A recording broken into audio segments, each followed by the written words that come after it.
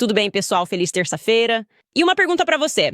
É algo que está na minha mente o tempo todo, perpetuamente, seja quando falamos sobre Justin Baldoni ou quando estamos mergulhando nessa nova série.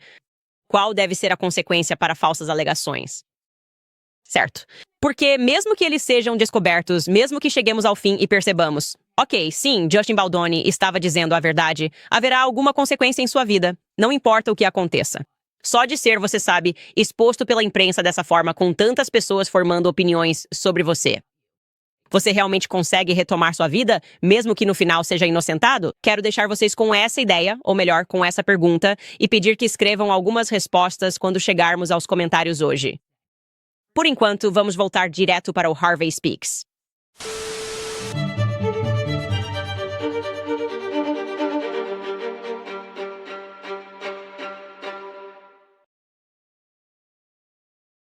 Com certeza vou contar para vocês o que estou curtindo hoje.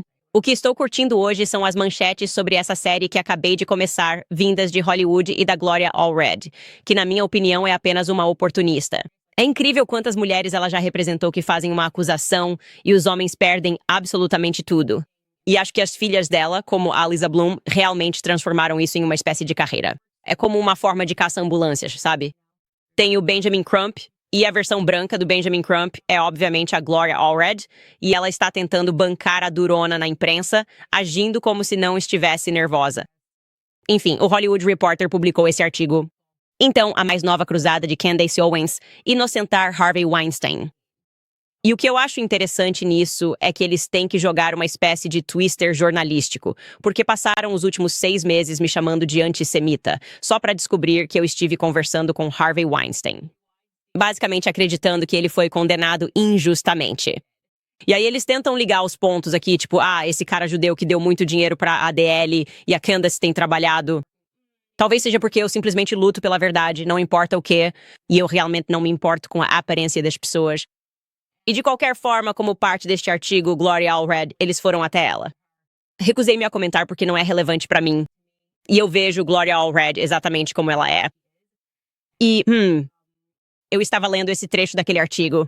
Diz assim: em declarações ao The Hollywood Reporter, advogados de mais de 80 acusadoras de Weinstein minimizaram o valor do esforço Owens-Weinstein, enfatizando que o produtor repetidamente optou por não testemunhar sob juramento em sua defesa. Gloria faz esta citação. Acho que o que realmente importa neste momento são as provas que serão admitidas em seu próximo julgamento criminal, disse Gloria Allred. Meu palpite é que a única prova que pode ser explosiva seria o depoimento dele. Se o senhor Weinstein decidisse testemunhar sob juramento e se submetesse ao contra-interrogatório da promotoria, considerando que ele não subiu ao banco das testemunhas em seus 2 últimos julgamentos criminais em Nova York e na Califórnia, duvido que ele escolha testemunhar desta vez. E então, outro dos advogados deste caso, o advogado Dave Ring, basicamente diz exatamente a mesma coisa. Ele está representando. James Doe venceu o julgamento em Los Angeles. Ela realmente tornou isso público em uma matéria inteira para o Hollywood Reporter após sua condenação por estupro. Falaremos sobre isso mais tarde, obviamente, porque esse é honestamente o caso mais absurdo de todos. Ele concorda com Allred e diz, citando o senhor, Weinstein optou por não testemunhar em seu próprio nome. Ele disse, acrescentando que essa colaboração é mais uma manobra do senhor Weinstein, máquina de relações públicas para tentar mudar a opinião pública sobre ele e seu passado sórdido. Agora, deixe-me dizer o que é super interessante sobre eles dizerem isso. Em primeiro lugar, como mostrei a vocês no caso Justin Baldoni, tudo depende da estupidez do público, certo? Eles sempre presumem que as pessoas não entendem como os julgamentos funcionam ou o que está acontecendo no tribunal. Obviamente, o público não foi bem-vindo ao tribunal neste julgamento em particular. E Harvey Weinstein teria que ser a pessoa mais burra de todos os tempos na história do mundo para adotar essa postura. Para depor, não só desta vez, mas da última vez também, quando a quantidade de corrupção permitida naquele tribunal era tamanha que basicamente iam fazer dele... Na verdade, vou contar exatamente o que aconteceu e por que essa decisão foi revertida pelos tribunais de apelação. Porque era esse o nível de corrupção naquele tribunal, ok? Era basicamente um tribunal de fachada. E o que esses advogados estão fazendo é isso. É exatamente a mesma estratégia que mostrei para vocês no caso Burke Lively, quando eles intimaram cerca de 2 anos e meio dos registros de Justin Baldoni, sabendo, é claro, que Ele iria contestar isso porque eu entregaria 2 anos e meio de todas as mensagens de texto que já enviei na vida durante 2 anos e meio.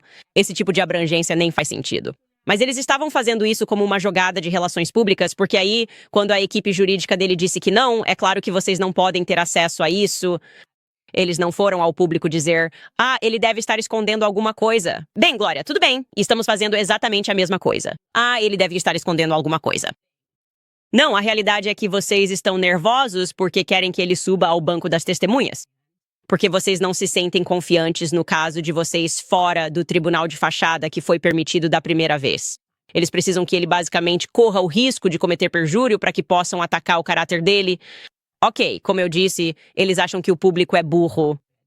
Então, o que aconteceu no Tribunal de Apelação, que vocês deveriam entender, é que eles anularam a condenação dele, mandando o caso de volta.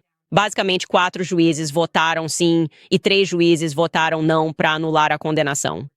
Eles tinham a maioria. Foi derrubado. Mas eu só queria mostrar a vocês o absurdo do sistema judiciário de Nova York. Uma das juízas que discordou. Seu nome é juíza Madeleine Singus. Ela disse que estava discordando porque, cito, as mulheres de Nova York merecem mais do que isso. Então eu discordo. Ok. Desculpe. O coletivo de mulheres de Nova York merece algo melhor. Então você discorda. Isso é motivo para discordar disso.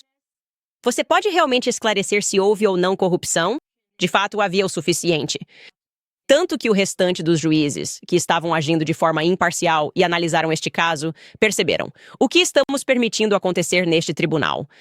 Porque qualquer uma dessas coisas foi permitida. E deste artigo, que é surpreendentemente muito justo vindo do The Hollywood Reporter, por que os juízes do Tribunal de Apelações de Nova York reverteram a condenação de Harvey Weinstein. Isso foi escrito por um jornalista chamado Kevin Dolac. E ele disse que qualquer pessoa que realmente acompanhou o julgamento não teria se surpreendido com essa reversão, porque, essencialmente, o que aconteceu neste tribunal nunca foi visto antes. O que aconteceu neste tribunal nunca foi visto antes. E aqui está uma citação disso. Diz o seguinte: foram questionadas naquele dia 2 decisões importantes que o juiz James Burke, que presidiu o julgamento de Harvey Weinstein, tomou em 2020. Sua decisão de permitir que 3 mulheres, cujas acusações contra Weinstein não estavam sob a jurisdição do caso, testemunhassem como as chamadas testemunhas Molyneux, que são testemunhas de julgamento, autorizadas a depor sobre atos criminosos pelos quais o réu não foi acusado, para estabelecer que o poderoso agente de Hollywood tem um padrão predatório. Burke também disse que permitiria que a promotoria confrontasse o réu no tribunal sobre comportamentos passados que não estavam relacionados aos casos das 2 mulheres que o acusavam de agressão sexual.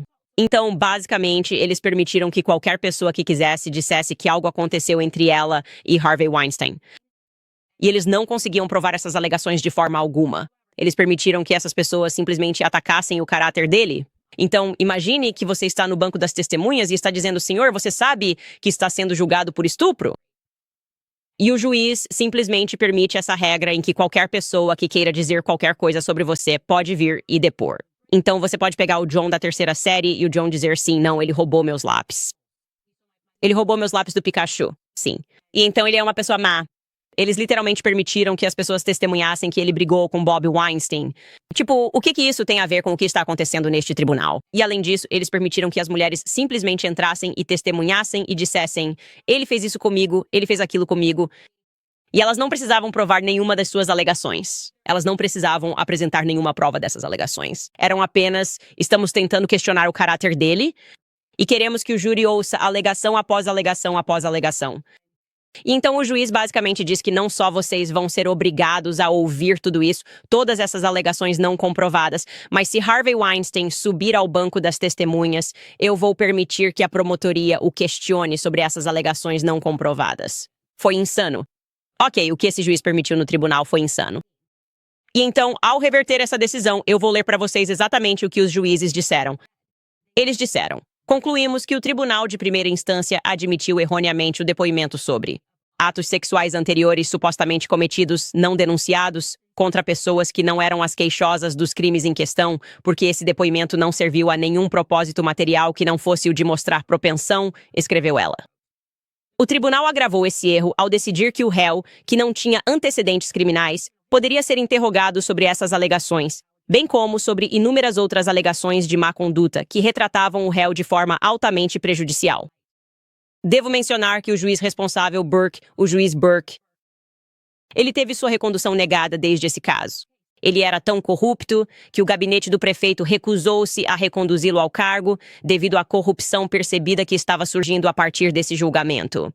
Pediram que ele se declarasse impedido porque ele simplesmente permitia que qualquer coisa acontecesse em seu tribunal, o que me faz pensar: será que ele estava aceitando pagamentos? Para quem ele estava trabalhando? Por que ele faria isso? Por que não permitir que um julgamento justo acontecesse? Por que não permitir câmeras lá dentro? Assim as pessoas poderiam ver o que realmente estava acontecendo. Enfim, eu queria que você tivesse esse contexto enquanto voltamos a falar de Mimi Halley e analisamos tudo o que aconteceu. Então, quando isso é anulado, Gloria Allred faz o que ela faz de melhor.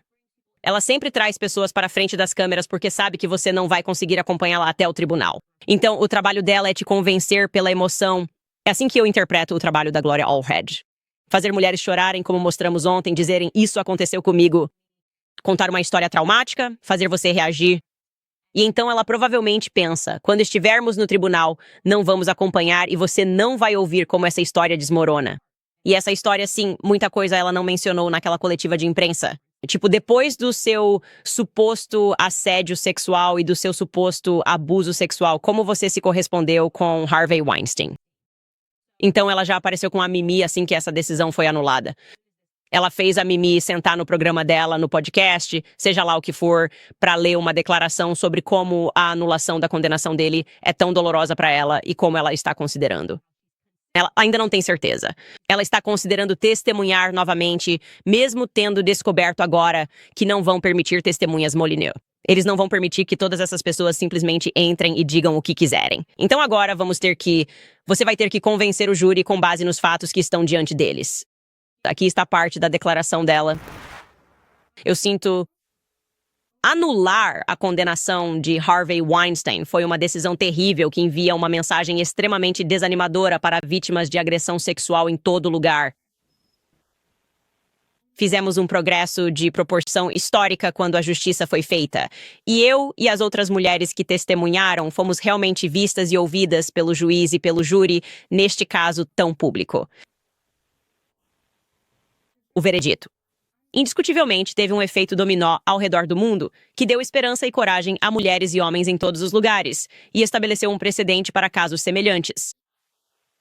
A devastadora reversão dessa condenação ontem, sem dúvida, também terá seu efeito dominó. Como estamos testemunhando com muitos eventos no mundo neste momento, é um momento crucial na história para continuar e seguir em frente. Pela verdade. Certo, então você entendeu. Ela deveria simplesmente ler essa declaração publicamente, convencer o público de que algo errado aconteceu aqui. Sabe de uma coisa? Vamos apenas olhar para os fatos aqui. Eu realmente não me importo com a emoção feminina. Eu não me importo com a emoção masculina.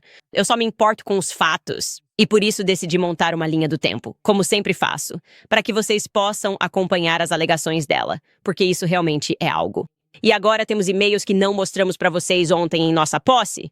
E eu acho que vocês vão ficar chocados. Vocês vão ficar absolutamente chocados. Então vamos realmente começar pela linha do tempo e podemos mostrar toda essa linha do tempo aqui. Vamos dar uma olhada para que vocês possam pausar isso se estiverem assistindo em casa. Começamos em 2006, quando ela conhece Harvey Weinstein. A memória dela é estranha. Podemos colocar o depoimento em algum lugar para que vocês possam realmente ler. Mas para o propósito de hoje, quero começar por julho, porque é quando ela alega que esse assédio aconteceu, aquele em que ela disse, não, não, não. E então, no dia 9 de julho, temos um e-mail em que Mimi envia um e-mail para o escritório de Weinstein pedindo para que paguem a viagem dela para Los Angeles. Ok, aqui está esse e-mail. Você pode lê-lo. Diz, caro Charles, presumivelmente Charles Meach é um assistente de Harvey Weinstein. Não sei se você é a pessoa certa para falar, mas o Harvey gentilmente se ofereceu para providenciar minha ida para Los Angeles. No início desta semana, sei que provavelmente deveria ter ligado na sexta-feira, mas precisei resolver algumas coisas antes. E então, agora gostaria de confirmar que, se for possível, gostaria de ir amanhã ou terça-feira. Não me importo com qual dia. Por favor, você poderia me avisar se está tudo certo? Meus números são em branco, celular e residencial. Ok, no dia seguinte a isso é quando Harvey supostamente a agride em seu apartamento. Isso é a agressão mais importante de todas, porque ela diz que essa foi forçada. Ela não queria isso. E a memória dela é falha sobre o que aconteceu durante esse tempo. Mas sabemos o que aconteceu no dia seguinte. Certo, no dia seguinte a essa suposta agressão, ela e Harvey de alguma forma estão em Los Angeles. Certo. Então Harvey está assistindo à estreia de Clerks. É um filme que ele está fazendo.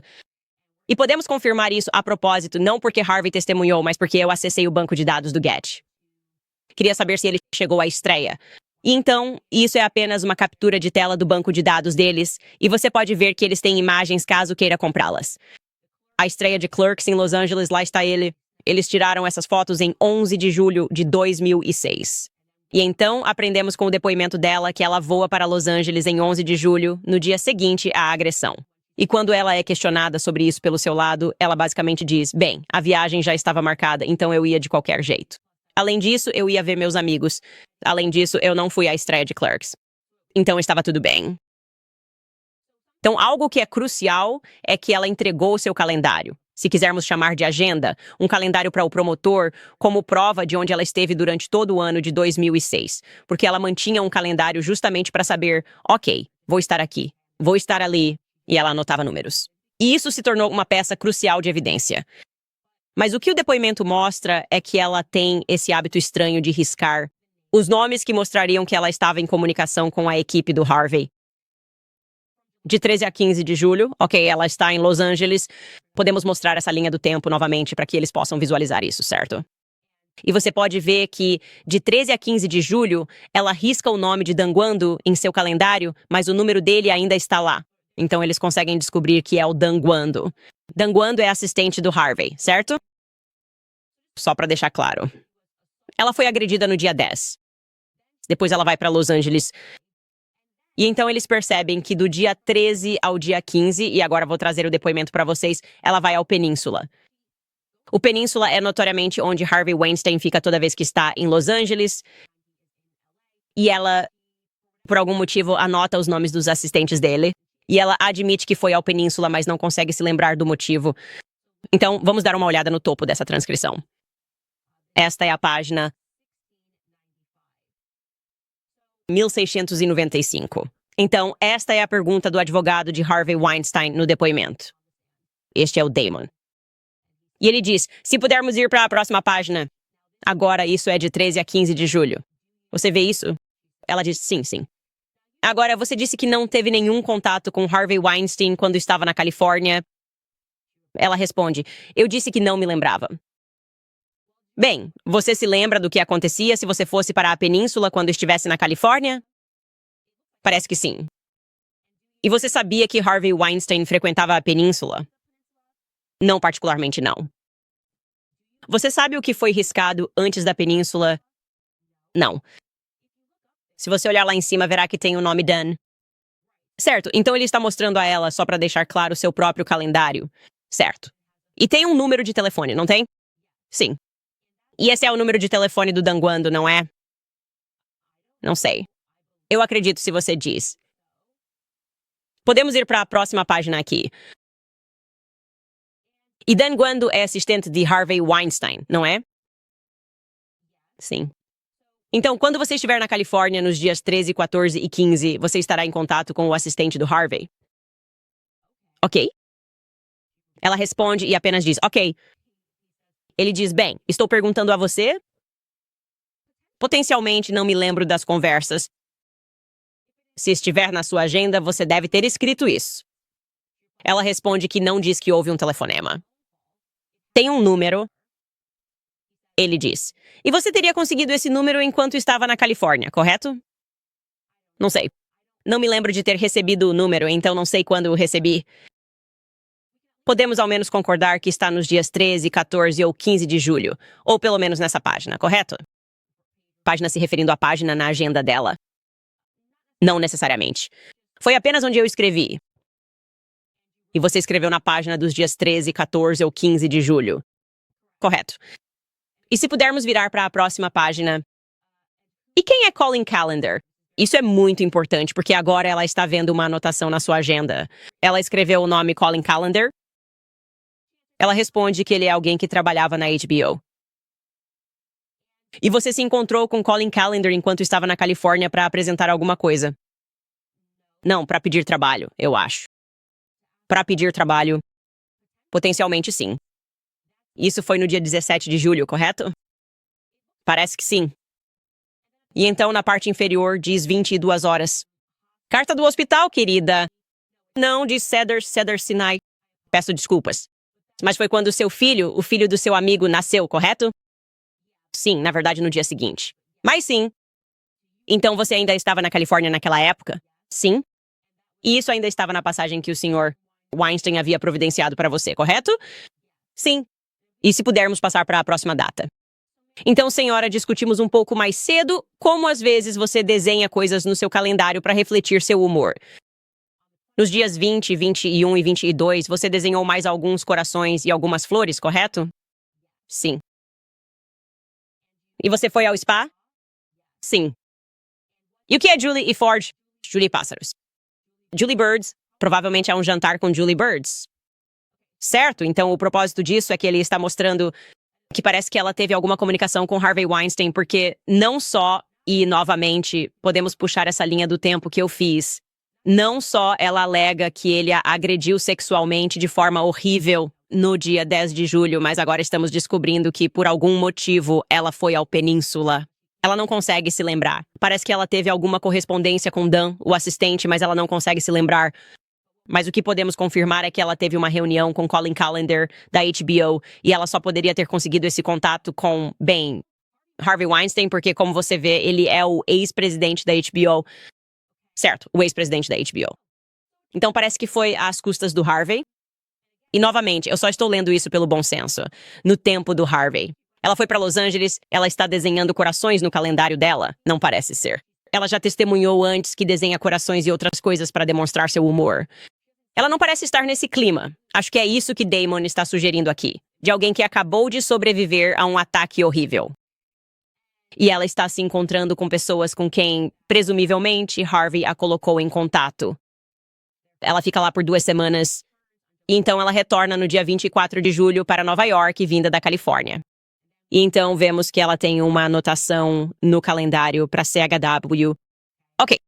Isso nos leva ao próximo ataque. Aquele sobre o qual falamos ontem, dia 26 de julho. Apenas 2 semanas depois, ela diz que Harvey a agrediu novamente no Tribeca Guando Hotel. E devemos dar esse testemunho sobre isso porque é crucial. Então vou abrir isso no meu laptop para poder ler com mais atenção. Isso começa na página 1700. Começa com, se pudermos ir para a direita, vamos olhar para a linha número 16 aqui. E ele diz. Ele faz uma pergunta. Ok. Em algum momento, assim, Weinstein entra em contato com você e você marca uma reunião na sua agenda às 17 horas. Em Tribeca. No Tribeca Guando Hotel, correto? Sim. E então você marca um jantar depois com sua amiga Christine. É a Christine Pressman? Correto. A Christine Pressman era uma amiga sua que morava em Nova York, correto? Uma amiga com quem você manteve contato durante todo o verão de 2006, correto? E o Estado lhe fez algumas perguntas sobre o que passava pela sua cabeça quando você recebeu o convite para ir ao hotel de Harvey Weinstein. Você se lembra dessas perguntas? De modo geral, sim. Ok, vamos entrar nos detalhes disso, mas no dia 26 de julho, você teve relações sexuais com Harvey Weinstein, correto? Houve sexo com Harvey Weinstein, sim. E se pudermos passar rapidamente para o dia seguinte, sim. E se olharmos novamente para o calendário, e estou apenas me baseando no que você disse que desenha corações para refletir seu humor de certa forma. Isso reflete o seu humor nos dias 27, 28 e 29 de julho? Pode ser que sim. Ok, então ela teve relações sexuais com ele. Ela admitiu que, dessa vez em particular, aliás, ela não está dizendo que disse não ou que recusou. E agora ele está demonstrando que ela desenhou corações no calendário nos dias seguintes a esse segundo encontro sexual. Ela diz, pode ser que sim. Agora podemos voltar ao dia 26, por favor. Agora você disse que foi ao Tribeca Guando e que o Harvey te ligou, certo? Sim, correto. Eu não me lembro da ligação. Você se lembra de ter testemunhado perante o grande júri? Você se lembra dele, pelo menos, ter iniciado isso? Me desculpe. Você se lembra dele ter iniciado uma ligação ou ter feito um pedido para que você fosse ao Tribeca Guando? Certamente, não fui eu, sim. E naquele momento você tinha algumas opções, certo? Sobre ir ou não. Sim, eu tinha. Você disse ao júri que depois que Harvey Weinstein te agrediu no dia 10 de julho, você pensou em algumas dessas opções, correto? Sobre a agressão, sim. E as opções que você discutiu e pensou, uma delas era ligar para a polícia, correto? Correto. Ok, uma das opções era expô-lo publicamente pelo que você diz que ele fez, correto? Esse pensamento passou pela minha cabeça, sim. E o seu testemunho é que o motivo de você não ter chamado a polícia foi porque você trabalhou no Project Runway por uma semana e estava preocupada que teria um problema com o seu visto. Foi um pouco mais de uma semana. 3 semanas. Sim. Então, seja lá quanto tempo foi, sim. Na verdade, me disseram que você poderia até ser impedido de entrar no país apenas por suspeita de que queria ficar ou trabalhar nos Estados Unidos. Quando você ouviu isso? Me disseram isso. Foi isso que me disseram. Você ouviu isso antes de julho de 2006? Sim. Ok, mas mesmo assim você veio. Eu estava muito ciente. Ok, então basicamente ele está apenas mostrando que ela tinha a opção de simplesmente não ir ao apartamento do Harvey. Ela alega que tinha todas essas alternativas, sabe, que ela não foi essencialmente obrigada a ir ao apartamento no dia 26 de julho, mas ela diz que, lembra que eu te falei ontem que ela meio que foi lá porque queria enfrentar a magia, por assim dizer. E então ela ficou totalmente chocada por ter se colocado em uma situação de ter relações sexuais com ele. E aí, onde a coisa realmente fica crucial aqui é que ele diz especificamente, e isso está no topo da página 1704, ele não te forçou a fazer sexo no Tribeca Guando. Forçou? E ela disse, eu não resisti fisicamente, mas senti que sim. Você se lembra de ter testemunhado perante o grande júri que não foi forçado? Correto, porque eu não resisti. Ok. Então você recebe uma ligação para encontrar Harvey Weinstein de alguém e chega ao hotel e o seu testemunho é que havia, você sabe, um assistente ou alguém que estava lá. Então ele está organizando tudo isso e você percebe que, ok, essa mulher foi por vontade própria. Ela diz que tudo isso aconteceu e ela realmente não sabe por que voltou, mas estava completamente devastada.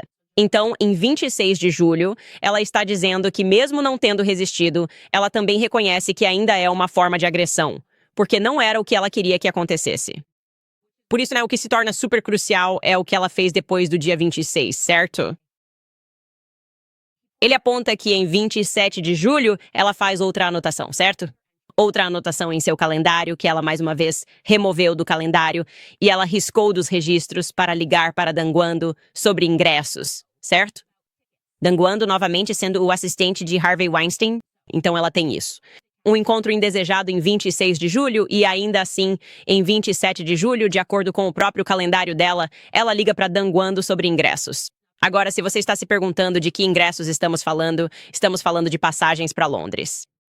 Mais uma vez, Harvey Weinstein vai financiar Mimi Haley, para fazer outra viagem, desta vez para Londres. Então, se voltarmos para a página 1710, ele diz na linha 10. Vamos para o próximo calendário. Podemos ampliar isso, por favor? Você foi jantar com a senhorita Pressman depois? Ou seja, depois da sua próxima aventura sexual não desejada, ela não se lembra. A resposta dela é, não me lembro. Ok, é incrível quando ela fica com amnésia e quando ela tem clareza de espírito, na minha opinião. Pergunta. Este é o próximo item na sua agenda, senhorita Haley. Estou certo? Sim. Já falamos sobre os corações estarem em alta. Lá em cima, no dia seguinte, diz: ligue para Dan sobre carrapatos. Eu li corretamente? Sim. Você sabe que esse é Danguando? Sim. E os tiques dos quais você estava falando eram passagens que Harvey Weinstein concordou em lhe dar para voar para Londres em 2 de agosto, correto? Talvez. Não me lembro das conversas exatas ou... Sim, provavelmente. Então você concorda que no dia 2 de agosto você voou para Londres, correto? Eu teria que estar revigorado. Se pudermos atirar em mais de um... De JFK para Londres, correto? Sim. E você sabe que Harvey Weinstein pagou por esse ingresso, não sabe? Eu sei disso agora. Sim. Bem, você também sabia disso naquela época, não é? Eu sabia disso naquela época, mas não me lembrei particularmente até que me mostraram. Então você falou com o senhor Weinstein no Tribeca Guando sobre ele te levar para Londres? Não me lembro. Dias depois não me lembro dessa conversa. Você não falou com ele em Los Angeles, segundo você, correto? Não me lembro de ter falado com ele. De ter falado com ele em Los Angeles. E então, quando você volta, fala com ele no Tribeca. Eu falei com ele no Hotel Tribeca. Você disse a este júri que se lembra dos nomes que ele te chamou, correto? Sim. E então, no dia seguinte, se pudermos voltar para 31 de julho, diz, ligue para Dan para carrapatos, certo? Ok. Sim. Os tickets aos quais nos referimos são os tickets que o Sr. Weinstein comprou você para ir a Londres. Podemos concordar com isso? Sim. Então isso é muito importante, obviamente, porque isso acontece continuamente. Então ela sofreu uma agressão que ocorreu em 10 de julho, e a próxima coisa que sabemos é que ela está em um avião indo para Los Angeles, onde vai ver sua amiga e se encontrar com executivos com quem Harvey presumivelmente a colocou em contato. Eu não acho que ela mesma teria tido contato com um presidente, alguém que ocupa um cargo de presidente na HBO. Depois temos essa segunda agressão. Novamente, são essas duas que colocaram Harvey na prisão por 20 anos. E desta vez ela parte e está em Londres apenas alguns dias depois disso. Então, o que está acontecendo aqui, pessoal? Será que isso é realmente alguém sendo vitimizado por Harvey Weinstein ou eles estão em algum tipo de relacionamento? Eu não sei. Vou deixar isso para vocês. Novamente, vamos voltar direto para a linha do tempo, certo? Ela tenta apagar aquela lembrança de 31 de agosto. Você pode puxar uma linha do tempo, Skylar. Ela tenta apagar aquela lembrança de 31 de agosto do registro. Ela envia o e-mail na próxima entrada. A próxima coisa que acontece é que, em 8 de setembro, ela envia um e-mail, certo? Então, isso é algumas semanas depois. O próximo encontro indesejado dela, ao qual ela não disse não, mas que foi indesejado. E em 8 de setembro, ela envia um e-mail para Dan dizendo que está de volta a Londres e que está chateada por ter perdido o Harvey enquanto ele estava em Londres. Então eu vou ler esse e-mail. Oi, Dan, como você está? Então estou de volta a Londres e super chateada por ter perdido vocês. Tentei mudar meu voo para sexta-feira, mas não consegui. Então, se você voltar em breve, por favor, me avise. Além disso, seria ótimo saber quando Catwalk pode começar as gravações, caso eu tenha uma vaga.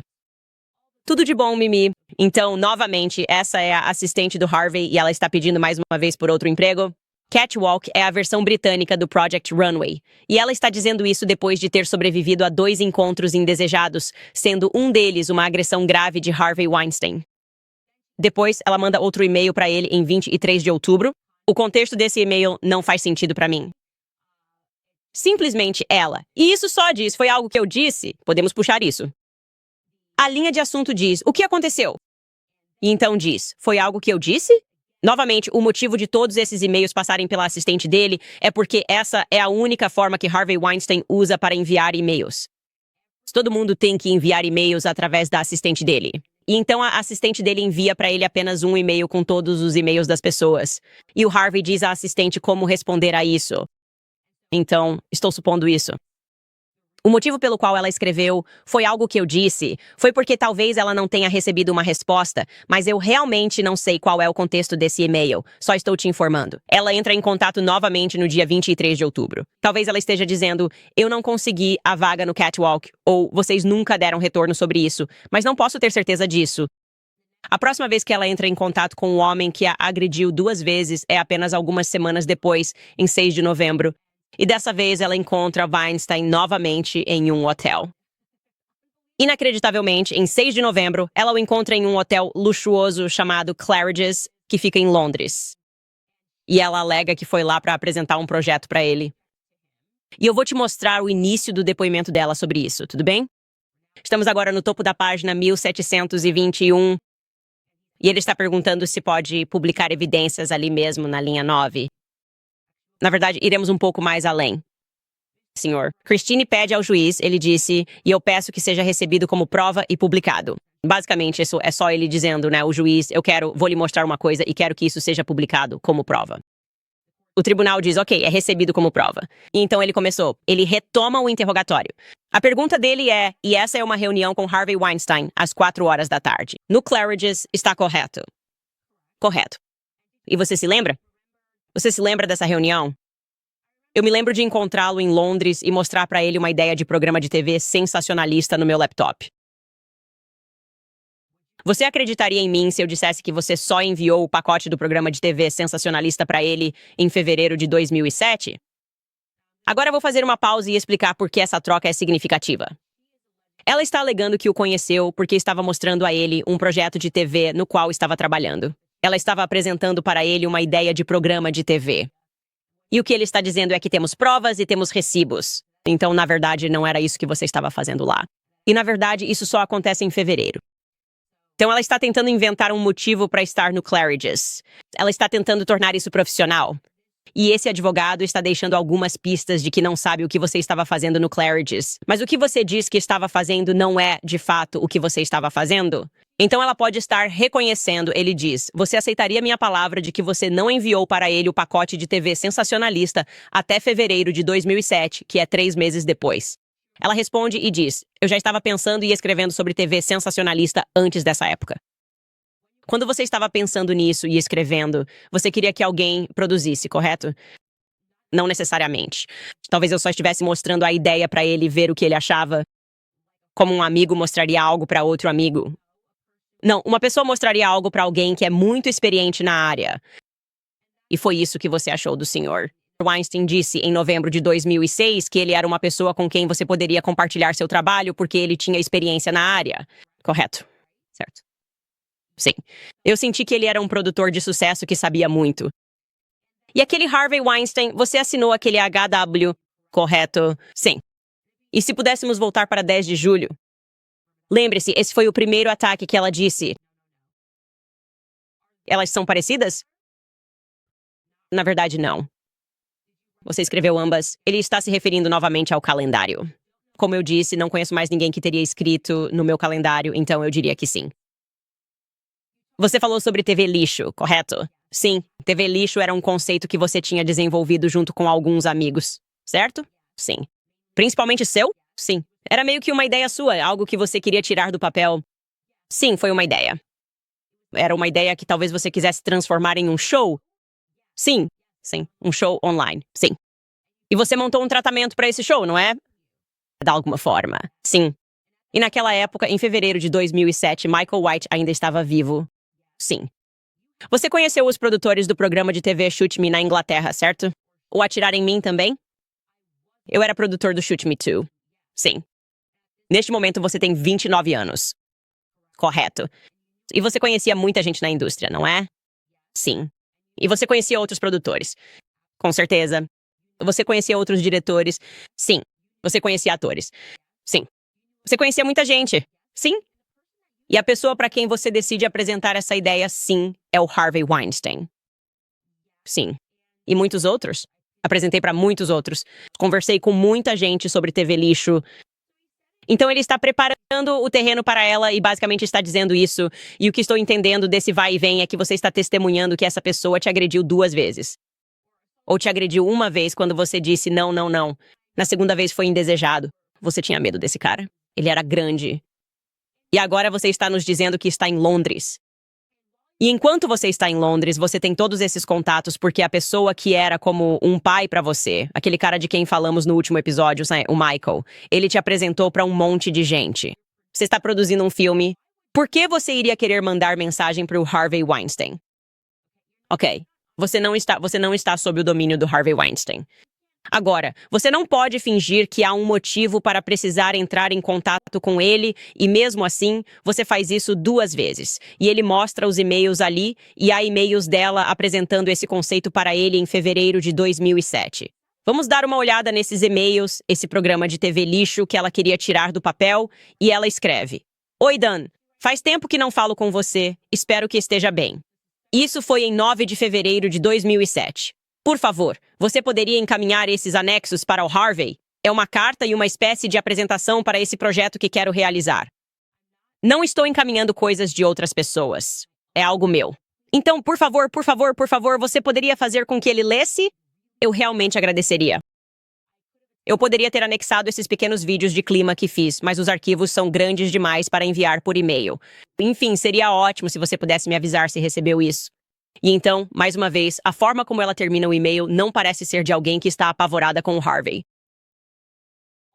Tudo de bom, Mimi. Ela está implorando para que isso seja entregue ao Harvey. Então, o que devo pensar se estou no júri e estou olhando para isso? E conheço pessoas que realmente sobreviveram a abuso sexual, como estupro, algo sexual, uma coisa aterrorizante de se viver. E eu estou certo, estou assistindo essa pessoa logo após esses encontros em 2006. E ela está tentando entrar em contato com ele, ela está se encontrando com ele em hotéis, ela está sendo precisa nos detalhes sobre por que ela está lá nesses hotéis ou se ela está nesses hotéis se encontrando com ele, mas conseguimos provar por meio de registros de calendário e e-mails que ela está perseguindo o Harvey, tentando fazer com que ele aceite um dos projetos dela. O que devemos pensar sobre isso? Estou interessado. Estou interessado em saber o que vocês estão pensando sobre isso enquanto leem todos esses e-mails que aconteceram após os encontros indesejados dela com esse monstro. Vou fazer uma pausa e rapidamente mostrar para vocês alguns outros e-mails que ela enviou e que, na minha opinião, são incríveis, absolutamente incríveis. Primeiro, vamos começar agradecendo um dos nossos patrocinadores, Preborn. A Planned Parenthood está gastando milhões para atingir mulheres vulneráveis, convencendo-as de que a pílula do aborto é rápida e uma solução fácil. O que a Planned Parenthood não conta para elas é que a devastação vem depois. A dor, a arrependimento, a realidade de ter encerrado uma vida. É por isso que a Preborn está intervindo por meio de tecnologia inovadora. A Preborn está orientando mulheres decididas a abortar antes que elas tomem a decisão, antes que seja tarde demais. Na verdade, até hoje, a rede de clínicas da Preborn já salvou mais de 300 mil vidas e viu mais de 90 mil mulheres procurarem Christine. E isso não para por aí. A rede de clínicas da Preborn acompanha essas mães em cada etapa do caminho, oferecendo aconselhamento, suprimentos de maternidade e o apoio de que elas precisam para escolher a vida. Mas eles não podem fazer isso sem a nossa ajuda. Apenas $28 proporcionam um ultrassom para uma mulher em situação de crise. É isso, só $28 para ajudá-la a ver seu bebê e escolher a vida em vez disso. Para doar, basta discar Jogo da Velha 250 e dizer a palavra-chave Baby. É Jogo da Velha 250, Baby. Ou você pode doar com segurança em preborn.com/Candice. Mais uma vez, isso é preborn.com/Candice. Também estou lembrando vocês do Pure Talk, porque sei que muitas pessoas estão cansadas de pagar mensalidades altas só para ter um celular. Bem, é hora de abandonar seu contrato caro de telefonia sem fio e visitar meus amigos da Pure Talk. Você não precisa pagar $100 por mês só para ganhar um telefone grátis. A Pure Talk, que é minha operadora de celular, diz não a preços inflacionados. Com um plano qualificado, você pode escolher um iPhone 14 ou um Samsung Galaxy por $0. E sim, isso é para um serviço premium na rede 5G mais confiável dos Estados Unidos. Então, garanta seu iPhone 14 ou seu Samsung Galaxy por $0 com um plano qualificado acessando puretalk.com/Owens. Você pode fazer a troca em apenas 10 minutos, sem complicações, sem pegadinhas, apenas um serviço de telefonia honesto e com preço justo. Visite puretalk.com/Owens para garantir seu novo iPhone ou Galaxy com uma compra qualificada da Pure Talk, a empresa de telefonia dos Estados Unidos. Acesse puretalk.com/Owens para mais detalhes. Certo, agora estamos em 2007. Como eu disse, ela enviou aquele e-mail para Danguando mais uma vez, pedindo para o Harvey dar uma olhada no tratamento para ver esse projeto que ela preparou para o Trash TV. E então, 10 dias depois disso, ou seja, aquele e-mail que acabei de ler foi em 9 de fevereiro, 10 dias depois, ela envia um longo e-mail para agradecer ao Harvey pela ajuda com o Trash TV. Isso foi em 19 de fevereiro de 2007. Vamos ler esse longo e-mail ou partes desse longo e-mail que ela enviou.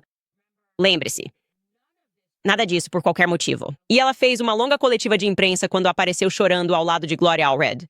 Ela não mencionou que isso foi o que aconteceu depois do terrível ataque que ela sobreviveu. Ela escreve: Querido Harvey, muito obrigada pela sua gentil oferta de ajuda e pela ligação do John. Foi muito informativo e ele é muito gentil e prestativo. Pensei bastante em tudo o que ele disse e examinei cuidadosamente os sites que ele sugeriu, além de ter comprado o livro que ele achou que eu deveria ler. Alguns desses sites eu já tinha visto antes e outros eram novos. E foi ótimo, pois sinto que agora posso seguir em frente com ainda mais confiança. Não existe nada bato na madeira como a minha visão para o Trash por aí ainda. Como eu estava dizendo ao John, tive alguns desdobramentos inesperados com isso nos últimos dias. Como você sabe, comprei alguns sites de TV Trash, mas não consegui aquele que eu realmente queria e que resolveria meu problema de marca registrada, o Trash.tv.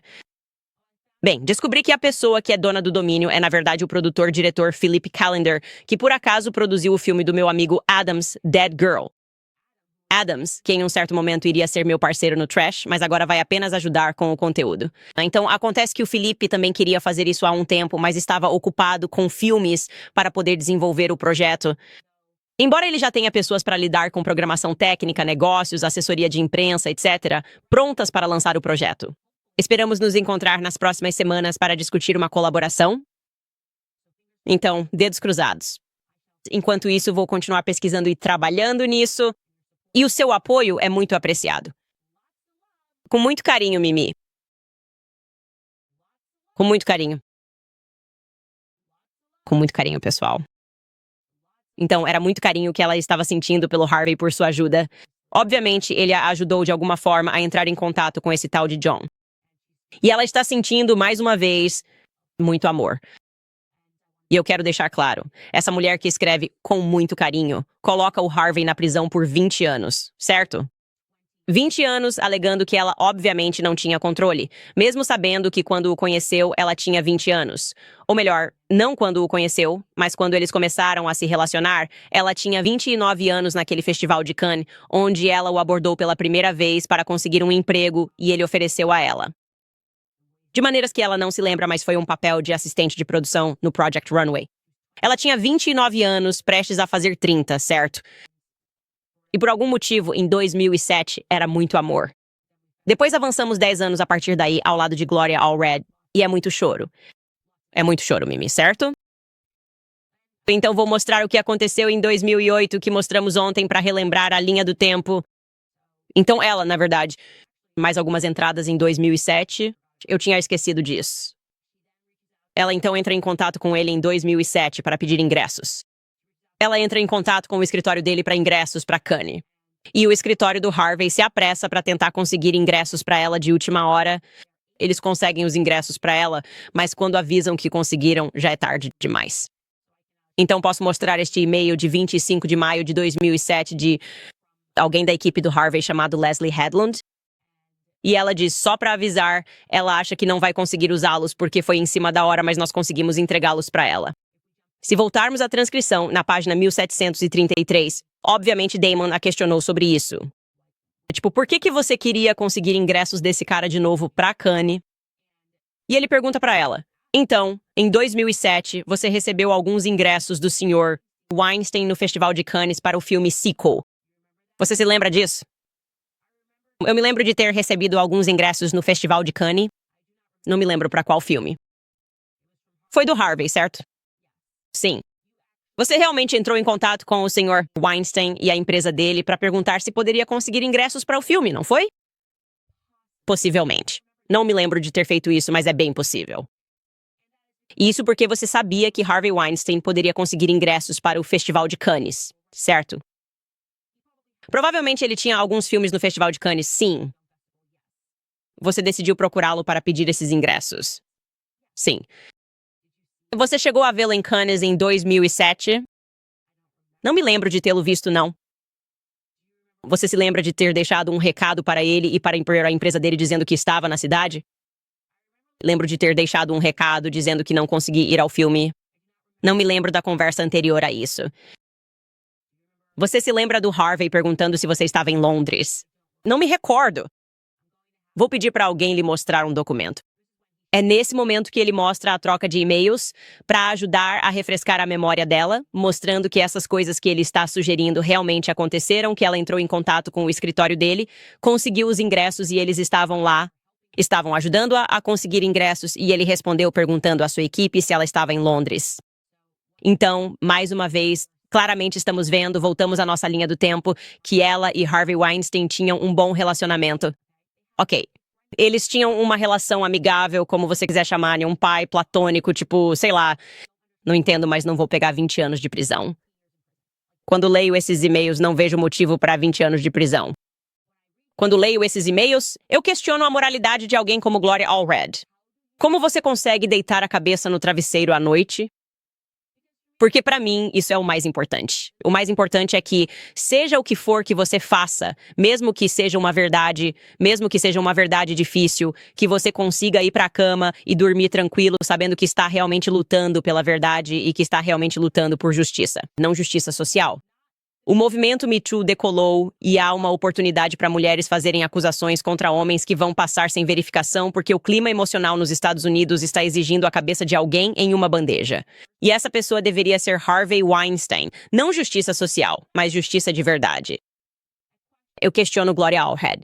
Eu questiono como ela consegue ler esses e-mails e dizer, sabe de uma coisa, eu vou seguir em frente com isso.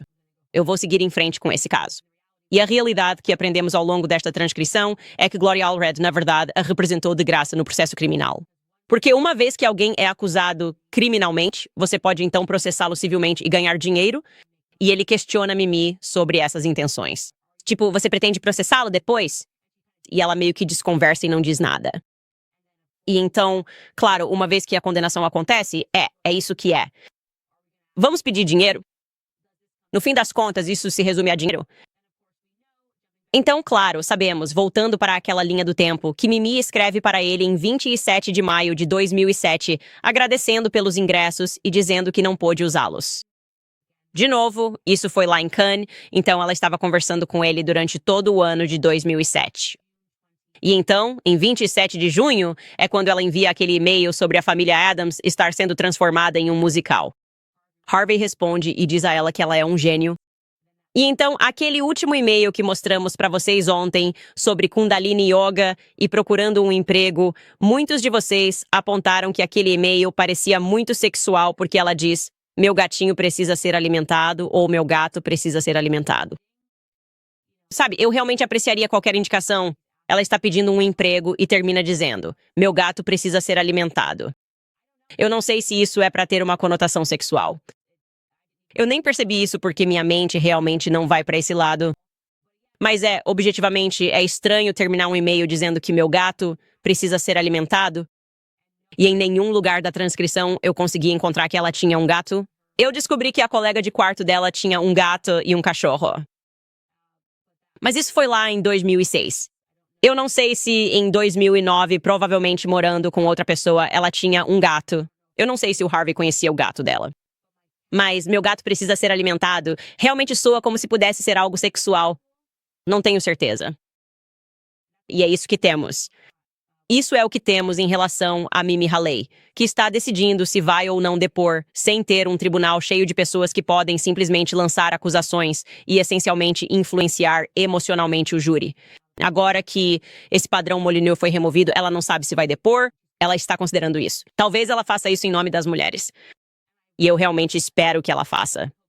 Eu realmente espero que ela faça, porque isso tudo é uma loucura, especialmente para alguém que está prestes a dar à luz seu terceiro filho. A ideia disso acontecer, a ideia de um homem ir para a prisão por 20 anos e esses e-mails serem ignorados pelo júri porque as pessoas estão no banco das testemunhas dizendo todo tipo de coisa absurda sem controle, me apavora. Isso me apavora. Deveria te assustar também. Quero comentar algumas das suas observações aqui do episódio 1. Uma pessoa escreveu aqui fazendo o papel de advogado do diabo. Se leva pelo menos 7 tentativas para vítimas de abuso doméstico deixarem seus parceiros, o que te faz pensar que essas mulheres que sabiam que um telefonema do Harvey poderia destruir você, não voltariam e fariam o que ele quer? Circunstância completamente diferente. Ok, vítimas de abuso doméstico são pessoas que tendem a estar em relacionamentos de longo prazo com alguém. Certo, então se você é casada com seu marido e diz que voltou 10 vezes depois que ele te agrediu, eu sou muito mais simpático e compreensivo com esse tipo de situação, porque você pensa, elas têm todas essas considerações. Eu quero manter minha família unida. Sabe, eu sou viciada, seja lá o que for. Você ouve essas circunstâncias. Você não ouve falar de uma mulher que, nessa circunstância, admite que perseguiu Harvey Weinstein no Festival de Cannes porque seu mentor, uma figura paterna, Michael White, o produtor, que era 40 anos mais velho que ela quando se conheceram, estava cuidando dela. Certo.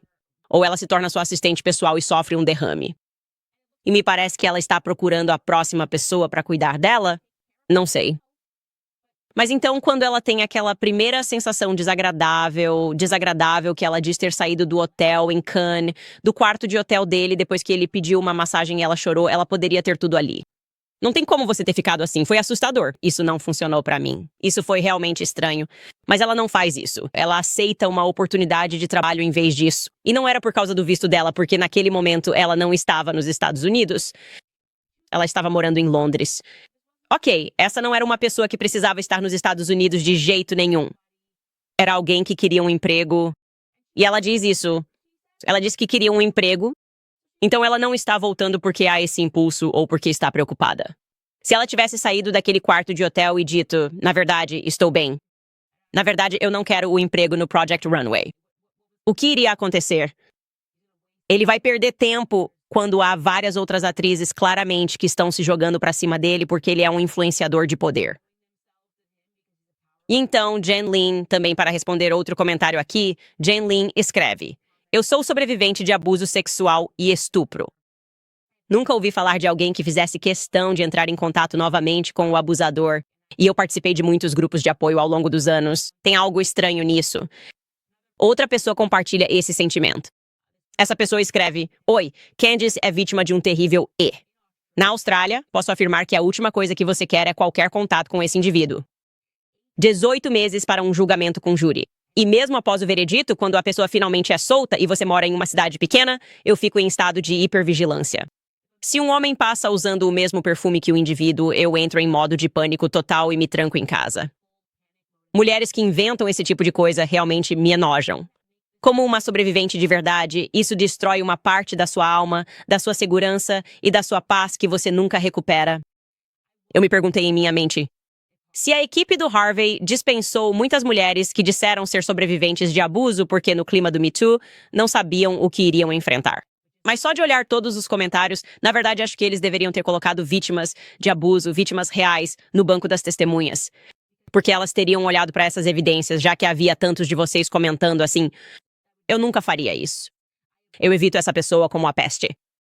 Então, o que separa um indivíduo como a pessoa que acabou de comentar da Austrália e a Mimi? Qual que é a diferença aqui? Por que sobreviventes de estupro, quando ouvem essa linha do tempo, sentem-se motivados a comentar e dizer que isso os enoja, que isso os deixa com raiva? É porque reconhecemos que existe uma diferença, certo? Existe uma diferença entre o que eu descreveria e, novamente, eu não estava no júri.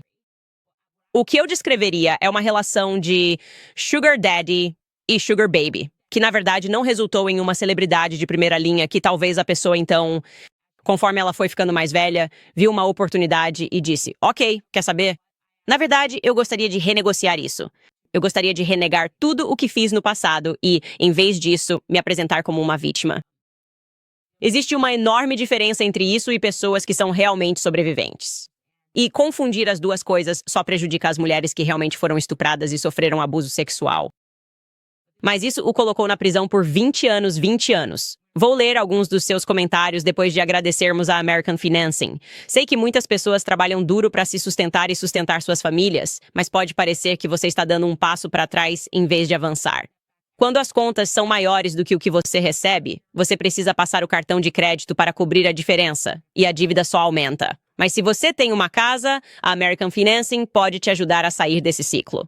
A American Financing está economizando para pessoas como você uma média de $800 por mês. Pense no que faria com $800 extras todo mês e não precisaria se preocupar com pagamentos mensais mínimos.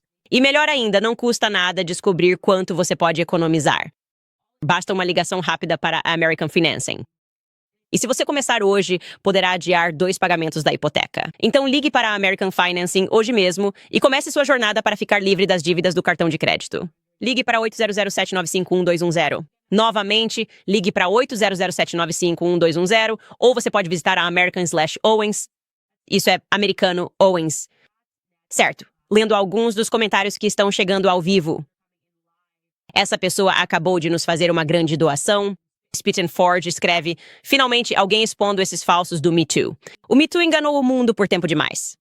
Acredite em todas as mulheres é uma piada. Disse uma mulher: acredite na verdade, ponto final. E acreditar em todos os homens também é loucura. Os homens mentem. Eu poderia passar por coisas...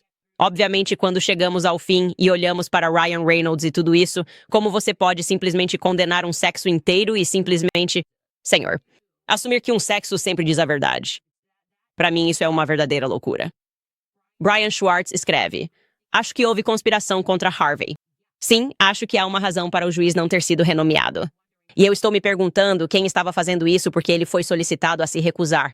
Acredito que o gabinete do prefeito pediu para ele se declarar impedido e ele recusou e simplesmente permitiu que qualquer coisa acontecesse naquela sala de audiência.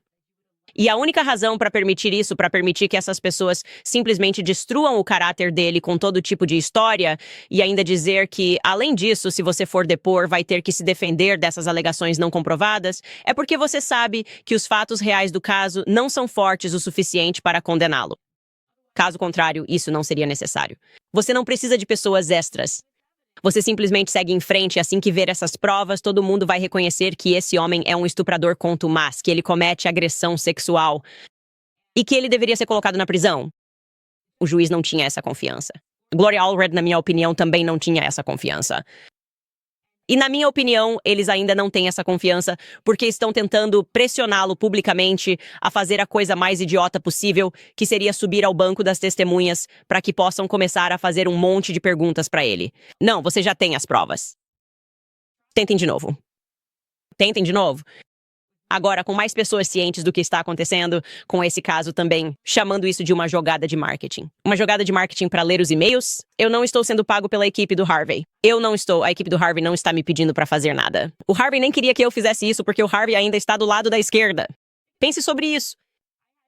Eu basicamente tive que fazer um teste para sequer poder apresentar isso, para poder falar sobre as coisas que aprendi, porque o Harvey simplesmente, você sabe, não é uma pessoa de direita e ainda por algum motivo tem fé justamente na mídia que o derrubou, na mesma mídia que se recusou a mostrar essas provas, a mostrar esses e-mails. Como isso é marketing? Como é que é marketing ler os e-mails, fazer como o Brian Friedman e dizer, ei pessoal, aqui está um site. Agora vocês podem, e aliás é isso que a equipe dele deveria fazer. Entre em contato com Brian Friedman, coloque no ar o lawsuitinfo.com, crie uma linha do tempo como eu criei, divulgue todas as provas e permita que o mundo veja a verdade, em vez de ler declarações perfeitamente elaboradas por advogados dispostos a mentir em nome de seus clientes porque havia um pagamento envolvido na época. O fim dessas mentiras. Isso não faz sentido? Kay escreve, eu me inscrevi no seu site e também fiz a pré-venda do seu livro. Você abriu meus olhos para tantas coisas. Shot in the Dark é incrível e me ajudou a lidar com a experiência de ser mãe de primeira viagem. Muito amor, Candice. Continue sendo incrível. Sim, o nosso episódio que liberamos gratuitamente sobre a vacina MMR estava viralizando tanto no Instagram ontem, por causa da minha série Shot in the Dark, no nosso site, que o Instagram basicamente colocou um aviso para que ninguém pudesse compartilhar, o que é louco porque a gente nem compartilhou o episódio no Instagram. Era apenas um link. Então eles bloquearam o link de ser compartilhado, dizendo que os verificadores de fatos revisaram isso e decidiram que não pode ser compartilhado porque correlaciona autismo a MMR. E isso absolutamente não é o que acontece nesse episódio. Eu só mostrei para vocês artigos reais. Eu mostrei provas reais de que o Japão disse não a essa vacina, a MMR, lá em 1993, ou seja, a vacina combinada. E dar informações aos pais, por qualquer motivo, deixa a Big Pharma muito irritada. E por isso tenho muito orgulho dessa série. Muito feliz que tantos pais conseguiram acessá-la ontem. E você pode ir até a Candice. Acredito que é obrigatório assistir a essa série se você se tornar pai ou mãe, porque você precisa conhecer as artimanhas que os médicos usam e o gaslighting que acontece.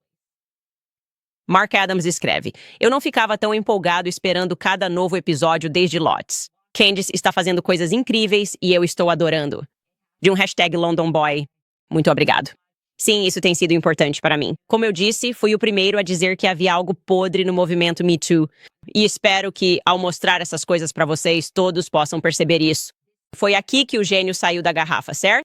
Ele foi o marco zero do movimento Me Too. E é importante que voltemos e analisemos Harvey Weinstein, que o examinemos. Como eu disse, sem dúvida ele abusou do seu poder. Eu disse isso para ele ao telefone. Não tenho dúvida nenhuma de que você abusou do seu poder. E eu odiaria ter sido sua esposa. E eu nunca diria que Harvey Weinstein é um homem moral porque ele não estaria nessa situação se tivesse sido fiel à esposa. Pense nisso. Pense que loucura é ser fiel à sua esposa. Mas também eu acredito que ele foi condenado injustamente. E não importa se você concorda com alguém e com a forma como essa pessoa vive a vida, ou se você concorda com a moralidade dela.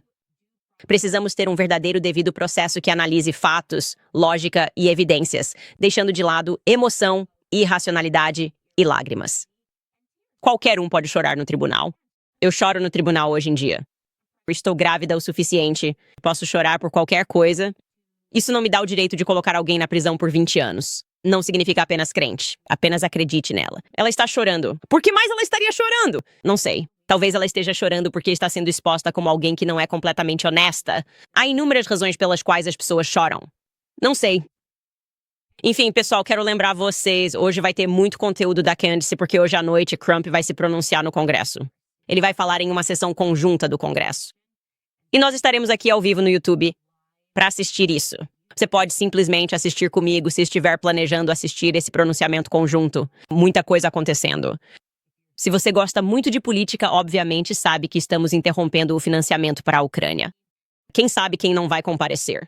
Parece que as pessoas estão sempre protestando no Congresso, em vez de simplesmente fazerem seu trabalho, de um lado para o outro, sentando e ouvindo respeitosamente quem quer que seja o presidente.